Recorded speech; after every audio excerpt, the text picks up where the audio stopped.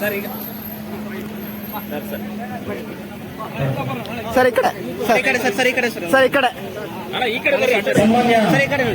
Sir ಈ ಕಡೆ ಬನ್ನಿ ಅಣ್ಣ ಈ ಕಡೆ ಬನ್ನಿ ಗೋವಿಂದಯ್ಯನ ಕಾರಜೋಳ ಹಾಗೂ ಜನಪ್ರಿಯ ಶಾಸಕರಾಗಿರ್ತಕ್ಕಂಥ ಶ್ರೀಯುತ ನಿರ್ಮಯ್ ಗೋಪಾಲಕೃಷ್ಣ ತಂದೆ ಬೋಧಿಸತ್ವ ಭಗವಾನ್ ಶ್ರೀ ಡಾಕ್ಟರ್ ಬಾಬಾ ಸಾಹೇಬ್ ಅಂಬೇಡ್ಕರ್ ಅವರ ಜಯಂತಿ ಹಾಗೂ ಈ ದೇಶದ ಹಸಿರು ಕ್ರಾಂತಿಯ ಹರಿಕಾರರು ಆಗಿರ್ತಕ್ಕಂತಹ ದೇಶದ ಪ್ರಪ್ರಥಮ ಮಾಜಿ ಉಪ ಪ್ರಧಾನಿಗಳು ಆಗಿರ್ತಕ್ಕಂತಹ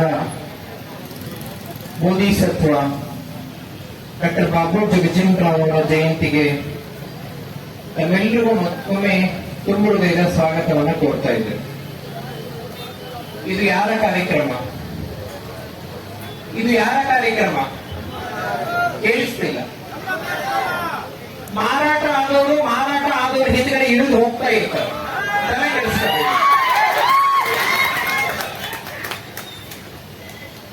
ಪ್ಯೂರ್ ಬಾಬಾ ಸಾಹೇಬ್ ಅಂಬೇಡ್ಕರ್ ಅವರ ಬ್ಲಡ್ ಯಾವುದಿದೆ ಅದು ಯಾರ ಗುಲಾಮಗಿರಿಯನ್ನು ಈ ದೇಶದಲ್ಲಿ ಮಾಡೋದಿಲ್ಲ.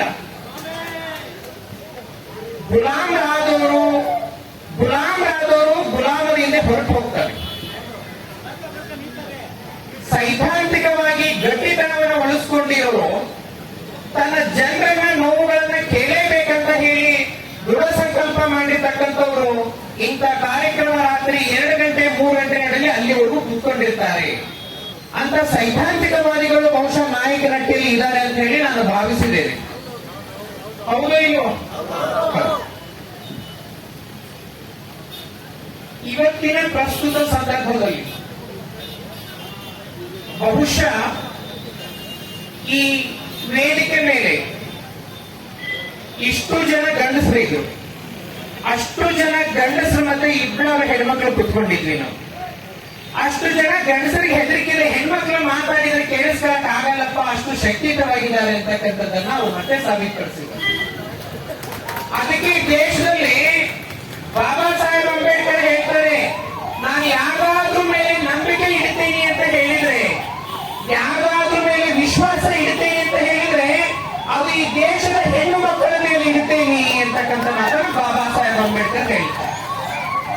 ಯಾಕೆಂದ್ರೆ ನೀವು ವಿಚಾರ ಮಾಡಿ, ಜಮ್ಮು ಕಾಶ್ಮೀರದಲ್ಲಿ ಮೊನ್ನೆ ಭಯೋತ್ಪಾದಕರು ದಾಳಿಯನ್ನು ಮಾಡಿದ್ರು. ಸೋಷಿಯಲ್ ಮೀಡಿಯಾದಲ್ಲೆಲ್ಲ ₹2 ವಾಟ್ಸ್ಆಪ್ ಭಕ್ತರು, ಕೋಮುವಾದಿಗಳ ಸಂತತಿ, ಕ್ಷಮೆಯನ್ನು ಕೇಳಿದವರ ಸಂತತಿ ಈ ದೇಶದ ಪ್ರಧಾನಿಗಳು ಸುಮ್ಮನೆ ಬಿಡೋದಿಲ್ಲ, ಕೈಗೆ ಬಳಿ ತಟ್ಕೊಂಡಿಲ್ಲ ಅಂತಕ್ಕಂಥ ಪೋಸ್ಟ್ ಅನ್ನು ಹಾಕ್ತಾರೆ. ನೆನಪಿರಬೇಕು, ಈ ದೇಶದಲ್ಲಿ ಬಳಿನ ತಟ್ಕೊಂಡಿರ್ತಕ್ಕಂಥ ಹೆಣ್ಣುಮಗಳು, ಈ ದೇಶದಲ್ಲಿ ಬಳಿನ ಹಾಕೊಂಡಿರ್ತಕ್ಕಂಥ ಹೆಣ್ಣುಮಗಳು ಈ ದೇಶದ ಪ್ರಧಾನಿ ಆಗ್ತಾರೆ. ಇಂದಿರಾ ಗಾಂಧಿ ಅವರು ಪಾಕಿಸ್ತಾನದ ಲಾಹೋರ್ ನೆಲದಲ್ಲಿ ನಿಂತ್ಕೊಂಡು ಇವರನ್ನ ಹೊಡೀರಿ ಅಂತಕ್ಕಂಥ ಮಾತನ್ನ ಇಂದಿರಾ ಗಾಂಧಿ ಅವರು ಹೇಳ್ತಾರೆ. ಬಳಿ ಹಾಕೊಂಡಿರೋ ಹೆಣ್ಣುಮಗಳನ್ನ ನೆಲೆಕೊಂಡು ಹೊಡೀರಿ ಅಂತ ಹೇಳ್ತಾರೆ. ಬಳಿ ತಟ್ಕೊಳ್ಳದೆ ಇರೋರು ಭಯೋತ್ಪಾದನೆ ನಡೆದಿರೋ ಜಾಗ ಕೂಡ ಹೋಗೋದಿಲ್ಲ ಈ ದೇಶದಲ್ಲಿ. ಅದಕ್ಕೆ ಬಾಬಾ ಸಾಹೇಬ್ ಅಂಬೇಡ್ಕರ್ ಮತ್ತೆ ಮಹಿಳೆಯರ ಮೇಲೆ ನಂಬಿಕೆ ಇರತಕ್ಕಂಥ ಕೆಲಸವನ್ನ ಮಾಡಬೇಕು ಅಂತಕ್ಕಂಥ ಸಂದೇಶವನ್ನ ಸಾರಿ ಹೋಗ್ತಾರೆ. ಈ ಕ್ಷೇತ್ರದ ಮಾನ್ಯ ಶಾಸಕರು ಗೋಪಾಲ್ ಅವರು ಮಾತನಾಡ್ತಾ ತಾವೇನು ಹೇಳಿದ್ರು, ಸಂವಿಧಾನದ ಬಗ್ಗೆ ಮಾತಾಡೋದೇನು ಇಲ್ಲ ಅಂತ ಹೇಳಿ ಅದೆಲ್ಲ ವೇಸ್ಟ್ ಅಂತಕ್ಕಂಥ ವ್ಯವಸ್ಥೆ ತಂದಿಟ್ಕೊಂಡ್ರು. ಸಂವಿಧಾನ ಬಗ್ಗೆ ಮಾತಾಡೋದು ಏನಿಲ್ಲ ಅಂತ ಹೇಳಿದ್ರು. ನೀವೆಲ್ಲರೂ ಒಳ ಮೀಸಲಾತಿ ಹಕ್ಕುಗಳನ್ನ ಕೇಳ್ತಾ ಇದ್ದೀವಿ. ಆ ಒಳ ಮೀಸಲಾತಿಗಾಗಿ ನಡೋ ರಾತ್ರಿ ನಡೋ ಬಿಸಿಲಲ್ಲಿ ರೋಡ್ಗಳ ಮಧ್ಯೆ ಹೋರಾಟಗಳನ್ನ ಮಾಡ್ತಾ ಇದ್ದೀವಿ.